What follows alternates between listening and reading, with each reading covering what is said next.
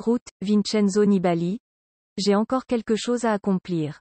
Engagé sur son épreuve, le Tour de Sicile, 28 septembre au 1er octobre, le requin de Messine veut continuer à peaufiner sa condition pour les échéances importantes du mois d'octobre. J'ai fait de nombreuses fois la montée de Portella Mandrazzi à l'entraînement. Ce n'est pas loin de chez moi. J'étais même ici en août.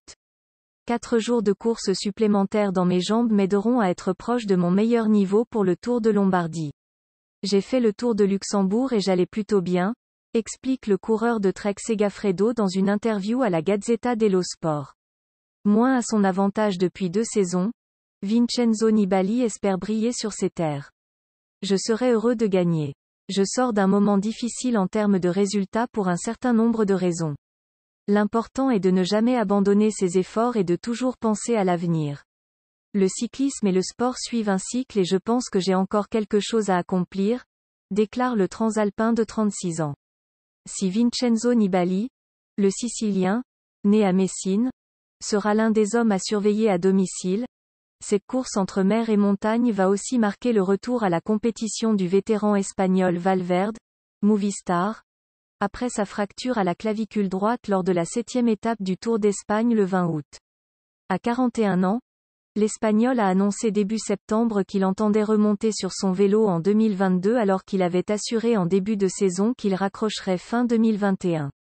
J'ai la force et la motivation pour aider ou me battre pour des victoires, a assuré à Eurosport celui qui a remporté cette année une étape du Dauphiné et a fini 3e de la Flèche Wallonne et 4e de Liège-Bastogne-Liège. C'est aussi en pensant au Tour de Lombardie que Romain Bardet, DSM, seul représentant français inscrit sur le Tour de Sicile, va s'élancer mardi d'Avola, dans le sud de l'île, non de loin de l'antique Syracuse.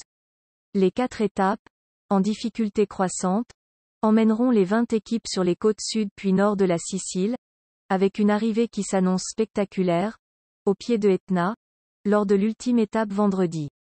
Interrogé sur son avenir dans le cyclisme, l'ancien vainqueur du Tour d'Italie, qui rejoindra l'équipe Astana Premier Tech l'année prochaine, a évoqué une possible fin de carrière après la saison 2022. Je ne sais pas ce que je vais manger ce soir, donc je ne sais pas ce que je ferai après 2022. Je veux d'abord terminer 2021 en beauté, puis ce sera au tour de 2022 et ensuite il sera temps de penser à l'avenir. J'espère rester dans le cyclisme. J'en fais partie. J'aime le vélo et ça m'a beaucoup apporté. Un jour, j'aimerais rendre quelque chose en retour, conclut-il.